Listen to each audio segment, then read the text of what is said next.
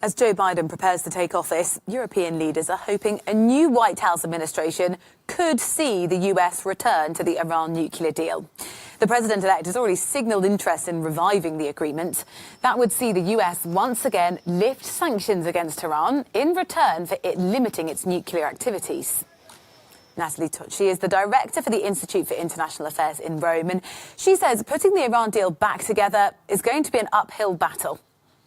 What we've been seeing since Friday confirms this. We will be seeing over the next month and a half or so until Biden takes office, the Trump administration doing its utmost to essentially derail prospects for diplomacy, which basically means that Europeans don't have a lot of time and that there are indeed many hurdles along the way, because although the Biden administration has said very clearly that it's in for a compliance process, it is, of course, far easier said than done.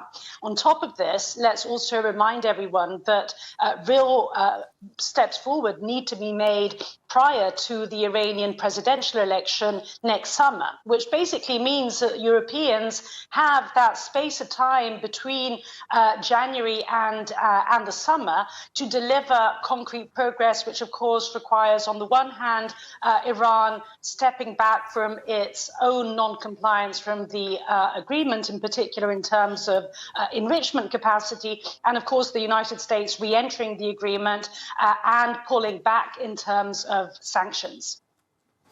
How likely do you think that actually is?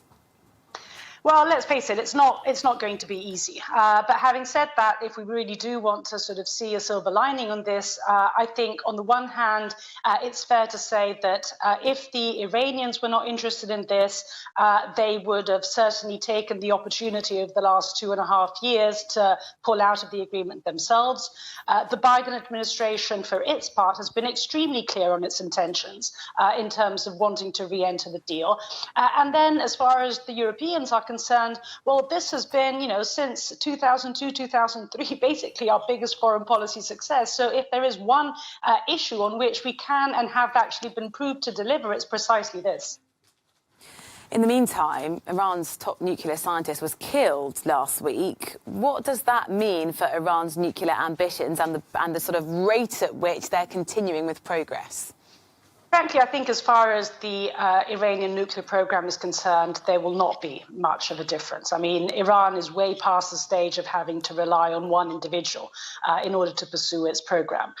The reason for this assassination has, in my view, very little to do with Iran's nuclear program and very much to do with the ambition of some regional players to derail prospects for diplomacy.